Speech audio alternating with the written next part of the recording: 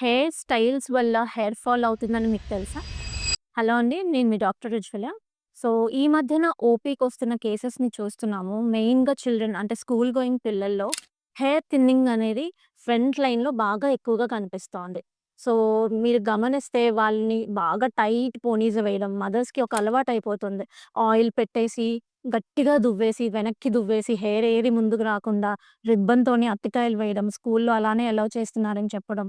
So, ఇంకా tick ticks అని clips ఉంటాయి కదా! వాటితోని హెయిర్‌ని బ్యాక్‌కి లాగి టైట్‌గా టిక్ టిక్స్ పెట్టడం వల్ల ఆ ఏరియాలో చిన్న బంప్స్‌లా రావడము, కొన్నిసార్లు పెయిన్ గూడా చెప్తున్నారు. రెడ్‌నెస్ కూడా చెప్తున్నారు. సో, ఈ ఇష్యూస్ వల్ల ఫ్రంట్ లైన్ రిసీడింగ్ అవుతుంది. దీన్ని ట్రాక్షనల్ ఎలోపీషియా అంటాం.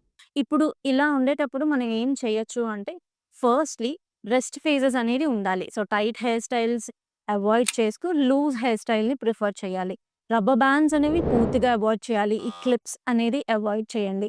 పాపిడిని గూడా అప్పుడప్పుడు మారుస్తూ ఉండండి. ఎప్పుడు స్ట్రెయిట్ బ్యాక్ పాపిడే కాకుండా కొన్నిసార్లు సైడ్‌కి దువ్వడం. అది కూడా టైట్‌గా లాగి జడేయడం అనేది ఆపేయాలి. సో, ట్రాక్షనల్ ఎలోపేషియా అనేది ఈ మధ్యన చాలా కామన్‌గా జరుగుతుంది. అది స్టార్టింగ్‌లోనే మనం ప్రివెంట్ చేయొచ్చు. డేస్ అయ్యే కొద్దీ అది పర్మనెంట్ డ్యామేజ్ అయ్యి ఈవెన్ స్కారింగ్ ఎలోపేషియా కింద కూడా ఫార్మ్ అవుతుంది.